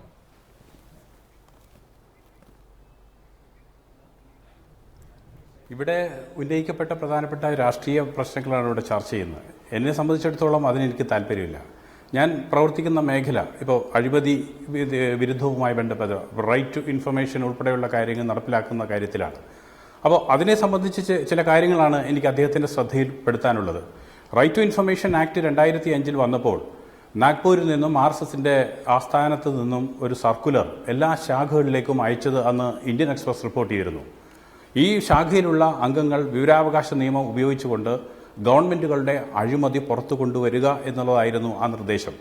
പക്ഷേ കേരളത്തിൽ ഇത്തരത്തിലുള്ളൊരു പ്രവർത്തനം എൻ്റെ അറിവിൽപ്പെട്ടിടത്തോളം ഈ ശാഖ അംഗങ്ങൾ നടത്തിയതായിട്ട് അറിവില്ല. മറ്റു സ്ഥലങ്ങളിൽ എങ്ങനെയാണെന്ന് എനിക്കറിയില്ല. അപ്പോൾ ഇത്രയും ശക്തമായ ഒരു നിയമം നമ്മുടെ രാജ്യത്ത് ഇത്രയും സുശക്തമായ ഓരോ വർഷവും നൽകപ്പെടുന്ന ഓരോ മാസവും നൽകപ്പെടുന്ന വിവരാവകാശ അപേക്ഷകളും അവയ്ക്ക് ലഭിക്കുന്ന മറുപടിയുടെ എണ്ണവും അത് സംബന്ധിച്ച സ്റ്റാറ്റിസ്റ്റിക്സ് ഈയിടെ പുറത്തു വന്നത് താങ്കൾ നിശ്ചയമായും ശ്രദ്ധിച്ചു കാണുമല്ലോ. UPA സർക്കാരിന്റെ കാലത്തും NDA സർക്കാരിന്റെ കാലത്തും സമാനമായ രീതിയിലാണോ വിവരാവകാശ നിയമത്തെ കൈകാര്യം ചെയ്തിട്ടുള്ളത്? മുഖ്യ വിവരാവകാശ കമ്മീഷണർ വിരമിച്ചതിന് ശേഷം എത്ര നാൾ ആ പോസ്റ്റ് വേക്കൻ്റായി കിടന്നു? ഈ അടുത്തല്ലേ അത് ഒരാൾക്ക് മുഖ്യ വിവരാവകാശ കമ്മീഷണറായി ചുമതല ലഭിച്ചത്? വിവരാവകാശ നിയമം മരിക്കുകയാണ് NDA സർക്കാരിൻ്റെ കീഴിൽ, നരേന്ദ്രമോദിയുടെ കീഴിൽ എന്നുള്ള മുറവിളി വിവരാവകാശ പ്രവർത്തകർ രാജ്യവ്യാപകമായി ഉയർത്തിയിരുന്നു. താങ്കൾ ഒരു വിവരാവകാശ പ്രവർത്തകനായതുകൊണ്ടാണ് ഞാൻ ചോദിക്കുന്നത്. ഇപ്പോൾ മോഹൻജി ഭാഗവത് കേരളത്തിൽ വരുമ്പോൾ അത്തരം വിഷയങ്ങളൊന്നും താങ്കൾ കാണുന്നില്ലേ? വിജയദശമി ദിനത്തിലാണ് വിവരാവകാശ നിയമവും വന്നത്. അന്ന് RSS എന്തോ സർക്കുലർ കൊടുത്തു, അതുകൊണ്ട് ഇപ്പോൾ നമുക്ക് അവരെ കാണാം. അങ്ങനെയാണോ? അല്ല, ഈ താങ്കൾ പറഞ്ഞ കാര്യം പറയണ്ടേ? ഈ NDA സർക്കാർ വിവരാവകാശ നിയമത്തിന് എതിരെ ഈ നിയമം ഭേദഗതി ചെയ്യുന്നതിനുള്ള ശ്രമം പാർലമെന്റിൽ നടക്കുകയാണ്. അതിനെ സംബന്ധിച്ച് കമ്മിറ്റി ഓൺ സബോർഡിനേറ്റ് ലെജിസ്ലേഷൻ എല്ലാ സർക്കാരുകൾക്കും കത്തയച്ചിരിക്കുന്നു. ഇത്രയും ശക്തമായ ഒരു നിയമം ഇല്ലായ്മ ചെയ്യുന്നതിനുള്ള ശ്രമം കേന്ദ്ര സർക്കാർ നടത്തുമ്പോൾ ഇക്കാര്യം RSSന്റെ ഏറ്റവും പ്രധാനപ്പെട്ട ഒരു നേതാവിനെ അറിയിക്കുകയും അത് ചെയ്യരുത് എന്ന് പറയണമെന്നുണ്ടെങ്കിൽ അതിനൊരു അവസരം വേണ്ടേ? ഇത് ആരോട് പറയൂ? ഇപ്പോൾ കേരളത്തിലുള്ള BJPയുടെ നേതാക്കളോട് പറയുമോ? ഇതിന് പറയാൻ ഒരു അവസരം കിട്ടുമ്പോൾ അത് ഉപയോഗിക്കേണ്ടെന്ന് പറയുന്നത് അത് തന്നെ അസഹിഷ്ണുതയല്ലേ? ഈ പറയുന്ന കോൺഗ്രസിൻ്റെ അല്ലെങ്കിൽ ഈ മാർക്സിസ്റ്റ് പാർട്ടിയുടെ നേതാക്കന്മാർ കാണിക്കുന്ന ഈ അസഹിഷ്ണുത എനിക്ക് മനസ്സിലാവുന്നില്ല. ഈ സാമൂഹ്യമായ പ്രശ്നങ്ങൾ അദ്ദേഹത്തിന്റെ ശ്രദ്ധയിൽപ്പെടുത്താനുള്ള ഒരു അവസരം ഉപയോഗിക്കുന്നതിൽ എന്താ തെറ്റ്? അഡ്വക്കേറ്റ് ശിവൻ മഠത്തിൽ വളരെ സവിശേഷമായ ഒരു രാഷ്ട്രീയ സാഹചര്യത്തിലാണ് ഈ കൂടിക്കാഴ്ച എന്നുള്ളതാണ്. ഇങ്ങനൊരു കൂടിക്കാഴ്ച നടക്കുന്നു എന്നതിനേക്കാൾ വളരെ പ്രസക്തമായിട്ടുള്ള ഒന്ന്. കേരളത്തെ മാത്രം എടുക്കുക. ഒരു നിയമസഭാ തെരഞ്ഞെടുപ്പ് വരുന്ന 4 മാസത്തിനുള്ളിൽ നടക്കാൻ പോകുന്നു. വലിയ തോതിൽ വർഗീയമായി ധ്രുവീകരിക്കപ്പെടുകയാണോ കേരളം? വലിയ തോതിൽ നവോത്ഥാന മൂല്യങ്ങളിൽ നിന്ന് പിന്നോട്ട് പോവുകയാണോ കേരളം? വളരെ ആസുരമായ രീതിയിൽ വർഗീയ രാഷ്ട്രീയം ഇവിടെ കാലുറപ്പിക്കുകയാണോ എന്നൊക്കെയുള്ള തോന്നലുകൾ ശക്തിപ്പെടുന്നതിനിടെയാണ് RSSന്റെ സർവാധികാരി മേധാവി തന്നെ കേരളത്തിലെത്തുകയും മുൻപില്ലാത്തവണ്ണം പൊതുസമൂഹത്തിലുള്ള വിവിധ തലങ്ങളിലുള്ളവരുമായി ആശയവിനിമയം നടത്തുകയും ചെയ്യുന്നത്. അതുകൊണ്ടാണ് നിങ്ങളെപ്പോലെയുള്ള ആളുകളൊക്കെ അവരുടെ പക്ഷം ചേരുകയാണോ എന്ന സംശയം സാധാരണ ജനങ്ങൾക്ക് ഒരുപക്ഷെ തോന്നിയേക്കാവുന്നത്. അഭിലാഷ് ചോദിച്ച ചോദ്യം വളരെ പ്രസക്തമാണ്, കാലിക പ്രസക്തിയുള്ളൊരു കാര്യമാണ്. കാരണം കേരളത്തിൻ്റെ രാഷ്ട്രീയം ഈ കഴിഞ്ഞ കുറേ നാളുകളായി ഞാൻ നേരത്തെ സൂചിപ്പിച്ചതുപോലെ വല്ലാത്തൊരു വർഗീയ ധ്രുവീകരണത്തിലേക്ക് പൊയ്ക്കൊണ്ടിരിക്കുന്നു. അത് കൂടുതൽ അതിന് വ്യാപ്തി വന്നത് BJPയുടെ നേതൃത്വത്തിൽ RSSന്റെ സഹായത്തോടു കൂടെ തന്നെ കേന്ദ്രത്തിൽ ഒരു മൃഗീയ ഭൂരിപക്ഷത്തോടെ തന്നെ ഒരു ഗവൺമെൻറ് അധികാരത്തിൽ വരുന്നു. അധികാരത്തിൽ വന്നതിന് ശേഷം എന്തുകൊണ്ടെന്നറിയില്ല കുറച്ച് നാളുകൾ കഴിഞ്ഞപ്പോൾ ചില സംഭവങ്ങൾ നമ്മുടെ ഇന്ത്യയുടെ പല ഭാഗങ്ങളിലും, പ്രത്യേകിച്ച് കേരളത്തിൽ കൂടുതൽ ഉണ്ടായിട്ടില്ല, വടക്കേ ഇന്ത്യയിൽ ഒരു ഉദാഹരണം പറയാം. ഡൽഹിയിൽ ചില പള്ളികൾ ആക്രമിക്കപ്പെടുന്നു. മോഷണമാണെന്നാണ് പിന്നെ മനസ്സിലാക്കുന്നത്. എന്താണെങ്കിലും ആരാധനാലയങ്ങൾ ആക്രമിക്കപ്പെടുന്നു. 2-3 ദേവാലയങ്ങൾ ആക്രമിക്കപ്പെട്ടപ്പോൾ തന്നെ അതിൽ കാര്യമായ ഇടപെടൽ വന്നില്ല എന്ന ഒരു ആശങ്ക ക്രൈസ്തവ സമൂഹത്തിന് ഇന്ത്യയിൽ ഒന്നടങ്കുണ്ടായി. പത്രങ്ങൾ അമേരിക്കൻ പോസ്റ്റും വാഷിങ്ടൺ പോസ്റ്റും നമ്മുടെ ലണ്ടൻ ടൈംസും ഒക്കെ അതിനെക്കുറിച്ച് വളരെ ശക്തമായ ഭാഷയിൽ അതിനെ വിമർശിച്ചുകൊണ്ട് എഴുതി, ഇന്ത്യ ഒരു വർഗീയമായ ഒരു അവസ്ഥയിലേക്ക് നീങ്ങുന്നു എന്ന് പറഞ്ഞിട്ട്. 6ാമത്തെ പള്ളി ആക്രമിക്കപ്പെട്ടപ്പോഴാണ് പ്രൈം മിനിസ്റ്റർ ഡൽഹി പോലീസ് കമ്മീഷനോട് അന്വേഷിച്ചിട്ട് റിപ്പോർട്ട് കൊടുക്കാൻ ആവശ്യപ്പെടുന്നത്. പക്ഷേ അത് സംഭവിച്ചതിന് ശേഷം ഒരു പള്ളി ആക്രമിക്കപ്പെടുന്നില്ല. അപ്പോൾ എനിക്ക് തോന്നുന്നത് BJP അധികാരത്തിലിരിക്കുമ്പോൾ ഇന്ത്യയിലെ ന്യൂനപക്ഷങ്ങളായിട്ടുള്ള എടുത്തു പറയാവുന്ന ക്രൈസ്തവ സമൂഹത്തിനും മുസ്ലിം സമുദായത്തിനും രക്ഷയില്ല, അവർ അരക്ഷിതരാണ് എന്ന ഒരു ബോധം അറിഞ്ഞോ അറിയാതെയോ അവരുടെ മനസ്സിൽ വന്നിട്ടുണ്ട് എന്നൊരു യാഥാർത്ഥ്യമാണ്. എൻ്റെ ഒരു വ്യക്തിപരമായ വിലയിരുത്തലാണ്. ഒരു പരിധിവരെ അത് ശരിയുമാണ്. ആ ആശങ്ക മാറ്റിക്കൊടുക്കുവാൻ ഒരു പരിധിവരെ RSSന്റെ അഖിലേന്ത്യാ നേതാവ് എന്ന നിലയിൽ അദ്ദേഹത്തിന് കഴിയണം. അത് അദ്ദേഹത്തിൻ്റെ ശ്രദ്ധയിൽപ്പെടുത്തും. ഒന്ന്. രണ്ടാമത്തെ കാര്യം, രാഷ്ട്രീയം നമുക്ക് മാറ്റിവെക്കാം. ഇലക്ഷൻ വരും പോകും ഒക്കെ ചെയ്യും. ഒരു മാൻഡേറ്റ് കിട്ടുന്നു, അവർ അധികാരത്തിൽ അവർ ജനങ്ങൾ കൊടുക്കുന്ന മാൻഡേറ്റാണ്. അതിൽ ശ്രീ മോഹൻ ഭാഗവത്ജി വന്നിട്ട് സംസാരിച്ചാലോ അല്ലെങ്കിൽ ശ്രീ വെള്ളാപ്പള്ളി ഇതൊന്നും കേരളത്തിലെ ജനങ്ങൾ അങ്ങനെ അംഗീകരിച്ചുകൊണ്ടുള്ള ഒരു രാഷ്ട്രീയ സംവിധാനത്തിൽ ഇലക്ഷൻ മാൻഡേറ്റിൽ അവർ വോട്ട് ചെയ്യുന്നവരല്ല. അവർക്ക് കൃത്യമായ രാഷ്ട്രീയ ബോധമുണ്ട്. അപ്പോൾ അതുകൊണ്ട് അദ്ദേഹം ഇവിടെ വന്ന ആൾക്കാരെ കുറച്ച് പേരെ കണ്ട്, ഞങ്ങളെപ്പോലെ കുറേ ആൾക്കാരെ, ഞങ്ങളൊന്നും വോട്ട് ബാങ്ക് അല്ല. അഡ്വക്കേറ്റ് DB ബിനുവും ഞാനും ജയശങ്കർ ഒന്നും വോട്ട് ബാങ്കിൻ്റെ ആൾക്കാരല്ല. ഞങ്ങളൊക്കെ അഭിഭാഷകരും കുറച്ച് സാമൂഹിക തലത്തിൽ നിന്ന് പ്രശ്നങ്ങളെ കാണുന്നവരൊക്കെയാണ്. നമ്മളൊന്നും വോട്ട് ബാങ്ക് അല്ല. അപ്പം നമ്മളോട് അദ്ദേഹം സമ്മതിക്കാനും കഴിയുന്നതും ഞങ്ങളൊക്കെ കാണുന്നത് ഞങ്ങളോട് അദ്ദേഹം സംസാരിക്കാൻ തയ്യാറായി എന്നുള്ളതാണ്. അപ്പം സമൂഹത്തിലെ ഒരു രാഷ്ട്രീയ സ്വയം സേവകരായി നിൽക്കുന്ന ആളുകൾ ജനസമൂഹത്തിലേക്ക് ഇറങ്ങി വന്ന് പ്രശ്നങ്ങളെ രാഷ്ട്രീയം ഉണ്ടാകാം, അല്ല അദ്ദേഹത്തിന്റെ അജണ്ട ഉണ്ടാകാം. പക്ഷേ ആ അജണ്ടയ്ക്ക് നമ്മൾ കൂട്ടുനിൽക്കണമെന്നില്ലല്ലോ. ഇല്ല. പക്ഷെ ഞാൻ ചോദിക്കുന്നത്, താങ്കൾ ഈ സൂചിപ്പിച്ച സംഭവങ്ങൾ അടക്കമുള്ള അസഹിഷ്ണുത അടക്കമുള്ള വിഷയങ്ങളെക്കുറിച്ച് കഴിഞ്ഞ വിജയദശമി ദിനത്തിൽ RSSന്റെ ജന്മദിനത്തിൽ ഇതേ സർസംഘചാലക് നാഗ്പൂരിൽ നടത്തിയ പ്രഭാഷണം ഇത്തരത്തിലുള്ള ചില സംഭവങ്ങൾ മാധ്യമങ്ങളിൽ പെരുപ്പിച്ച് കാണിച്ച് ഈ രാജ്യത്തിന്റെ യശസ്സിനെ കളങ്കപ്പെടുത്തുകയാണ് എന്നുള്ളതാണ്. ഈ സൂചിപ്പിച്ച വിഷയങ്ങളിലൊക്കെ കൃത്യമായ നിലപാട് RSSനെ സംബന്ധിച്ചുണ്ട്. അത് മാറാൻ പോകുന്നില്ല എന്ന് താങ്കൾക്കും അറിയാമല്ലോ. പിന്നെ അവിടെ ഒരു ടോക്കിന്, ഒരു സംവാദത്തിന് എന്താണ് പ്രസക്തി? ഒരു ഉദാഹരണം ഞാൻ പറയാം. സബ്ജക്റ്റ് കറക്ഷനാണ്. ശ്രീ രാജേഷിന്, ഒരുപക്ഷെ എൻ്റെ പ്രിയ സുഹൃത്ത് ശ്രീ രാജേഷിന് അത് കൃത്യമായി ഓർക്കാൻ പറ്റുമെന്ന് തോന്നുന്നു. 80കളിൽ ആലുവയിൽ വെച്ചാണെന്ന് തോന്നുന്നു RSSന്റെ അഖിലേന്ത്യാ സമ്മേളനം നടക്കുന്ന സമയത്ത് അഖിലേന്ത്യാ നേതാവായിട്ടുള്ള ആൾ അന്ന് പ്രസംഗം നടത്തിയത് ഞാനിപ്പോൾ ഓർക്കുകയാണ്. അത് പത്രത്തിൽ വന്ന വാർത്തയാണ്. അദ്ദേഹം പറഞ്ഞു, RSS ഒരിക്കലും അക്രമ രാഷ്ട്രീയത്തെ അംഗീകരിക്കരുത്, അത് തുടരാനും പാടില്ല. RSSന്റെ പ്രവർത്തകരെ കൊലപ്പെടുത്തുന്നുവെങ്കിൽ പകരം കൊലയല്ല, മറിച്ച് അഹിംസാത്മകമായി ആ കാര്യത്തെ നിങ്ങൾ പ്രതിരോധിക്കണം. ആ രീതിയിൽ പ്രവർത്തിക്കുന്ന ഒരു പ്രസ്ഥാനമാണ് RSS എന്ന് നമുക്കിപ്പോൾ പറയാൻ പറ്റുമോ എന്നൊരു ചോദ്യം വരുന്നു. കാരണം സ്വയം രക്ഷയ്ക്കാണെങ്കിൽ പോലും പ്രതിരോധം കൊലയ്ക്ക് കൊല തന്നെയാണ് സ്വീകരിക്കുന്നു എന്നുള്ളൊരു യാഥാർത്ഥ്യമാണ് കേരളത്തിൻ്റെ രാഷ്ട്രീയ പശ്ചാത്തലത്തിൽ. അപ്പോൾ തീർച്ചയായിട്ടും RSSന്റെ അഖിലേന്ത്യാ നേതാവായിട്ടുള്ള ഇത്രയും റെസ്പെക്റ്റഡ് ആയിട്ടുള്ള ഒരു നേതാവിനോട് നമ്മൾ സമ്മതിക്കുമ്പോൾ ഈ കാര്യം സൂചിപ്പിക്കാൻ ഞാൻ തയ്യാറാകും. ഞാൻ സൂചിപ്പിക്കും, അത് ചോദിക്കും, തീർച്ചയായും ചോദിക്കും. അതാണ് നമുക്ക് വേണ്ടത്. മറിച്ച് വിയോജിക്കാനും അഭിപ്രായ സ്വാതന്ത്ര്യത്തിൽ നിൽക്കുന്ന ഈ രാജ്യത്ത് കൊലയും അക്രമ രാഷ്ട്രീയത്തെയും RSS എങ്ങനെ കാണും? ഞാൻ ഒരിക്കലും പറയുന്നില്ല RSS അക്രമ രാഷ്ട്രീയത്തിൽ വിശ്വസിക്കുന്നവരാണെന്നും കൊല നടത്തുന്നവരാണെന്നും. മറിച്ച് അവരുടെ നിലപാട് വളരെ നിർണായകമാണ്. അവർ തുറന്ന് ജനങ്ങളോട് പറയണം, ഞങ്ങളെ ശരീരത്തിൽ തല്ലിയാലോ ഞങ്ങളുടെ പ്രവർത്തകനെ കൊന്നാലോ പകരം കൊല്ലാലും അടിക്കുമല്ല ഞങ്ങൾ തയ്യാറാവുന്ന, മറിച്ച് 80കളിൽ അന്ന് അഖിലേന്ത്യാ നേതാവ് പറഞ്ഞ കാര്യത്തിലാണെന്നുള്ള കാര്യം ഉറച്ചു വിശ്വസിക്കണം. അതാണ് അഡ്വക്കേറ്റ് ജയശങ്കർ, നിങ്ങളെയൊക്കെ RSS മേധാവി കാണാൻ തീരുമാനിക്കുന്നത് വെറുതെ അങ്ങ് തീരുമാനിക്കുന്നതല്ലല്ലോ. അദ്ദേഹത്തെ സംബന്ധിച്ച് കേരള സന്ദർശനം ഒരു രാഷ്ട്രീയ ദൗത്യത്തോടു കൂടിയുള്ളതാകാം. ആ ദൗത്യത്തിന് ഇങ്ങനെ ഒരു സംവാദത്തിൽ പങ്കെടുക്കുമ്പോൾ ആ പങ്കെടുക്കുന്ന ആളുകൾ സഹായം ചെയ്യുകയാണോ? അല്ല, ഞാൻ ശ്രീ ശിവൻ മഠത്തിൽ പറഞ്ഞ അഭിപ്രായത്തോട് പൂർണ്ണമായിട്ട് യോജിക്കും. ഇതേ അഭിപ്രായം ഞാൻ തന്നെ പറയുകയാണെങ്കിൽ കുറച്ചുകൂടി രൂക്ഷമായ ഭാഷയിലാകുമായിരുന്നു എന്ന് മാത്രമേ ഉള്ളൂ. ഞാൻ എന്റെ പാർട്ടിയുടെ സംസ്ഥാന സെക്രട്ടറി ശ്രീ കാനം രാജേന്ദ്രനുമായിട്ട് ഈ കാര്യത്തെക്കുറിച്ച് സംസാരിച്ചു. അദ്ദേഹവുമായിട്ട് കൂടി ആലോചിച്ചതിന് ശേഷമാണ് ഈ കുറിപ്പ് കൊടുക്കാം എന്ന കാര്യത്തിൽ തീരുമാനത്തിലെത്തിയത്. പിന്നെ ഇതുപോലെയുള്ള പരിപാടികൾ മുമ്പും ഉണ്ടായിട്ടുണ്ട്. എന്റെ ഓർമ്മ ശരിയാണെങ്കിൽ 2006 നിയമസഭാ തെരഞ്ഞെടുപ്പിന് മുന്നോടിയായി സഖാവ് പിണറായി വിജയൻ നടത്തിയ കേരള മാർച്ച്, അത് വരുന്ന ഘട്ടത്തിൽ ഓരോ സ്ഥലത്തെയും പ്രധാനപ്പെട്ട വ്യക്തികളുമായിട്ട് ആശയവിനിമയം നടത്തി. തൃശ്ശൂർ വന്നപ്പോൾ അവിടുത്തെ പ്രധാനപ്പെട്ട വ്യവസായികൾ, അതുപോലെ ഈ എൻട്രൻസിന് കോച്ചിങ് കൊടുക്കുന്ന PC Thomas, professor Sukumar Azhikode, അതുപോലെ കല്യാൺ സിൽക്കിന്റെ പട്ടാഭിരാമൻ, പ്രധാനപ്പെട്ട ജ്വല്ലറി നടത്തുന്ന ജോസ് തിരിയങ്ങണ്ടത്ത്, ആലപ്പാട്ട്, ഇങ്ങനെയുള്ള ആളുകളുമായിട്ടും ചർച്ച നടത്തി. എറണാകുളത്ത് വന്നപ്പോൾ നികേഷ് കുമാർ അടക്കമുള്ള മാധ്യമപ്രവർത്തകരുമായിട്ടും ചർച്ച നടത്തി. അന്നൊക്കെ ഭാവി കേരള മുഖ്യമന്ത്രി എന്ന രീതിയിലാണ് ഇദ്ദേഹത്തെ പരിചയപ്പെടുത്തിക്കൊണ്ടിരുന്നത്. ഭാഗ്യവശാലോ നിർഭാഗ്യവശാലോ അത് സംഭവിച്ചില്ല എന്ന് മാത്രമേ ഉള്ളൂ. ചർച്ച വളരെ കാര്യമായിട്ട് നടത്തി. അപ്പൊ ചർച്ച നടത്തുന്നതിൽ പുതുമയൊന്നുമില്ല.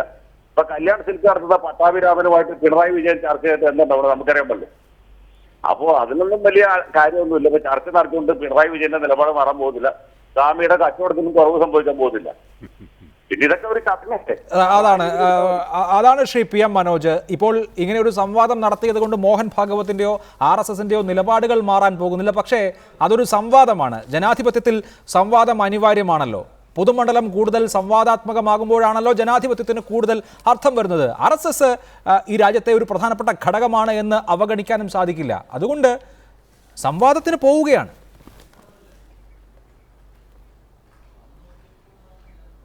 അതിനു മുമ്പ് ഒരു ചെറിയ കാര്യം അഭിലാഷ്, നമ്മളിപ്പോൾ നേരത്തെ ടെലിഫോൺ സംസാരിച്ച അഡ്വക്കേറ്റ് ജയശങ്കർ, അദ്ദേഹത്തിൻ്റെ പേരിന് താഴെ രാഷ്ട്രീയ നിരീക്ഷകർ എന്നാണ് നിങ്ങൾ എഴുതി കാണിക്കുന്നത്.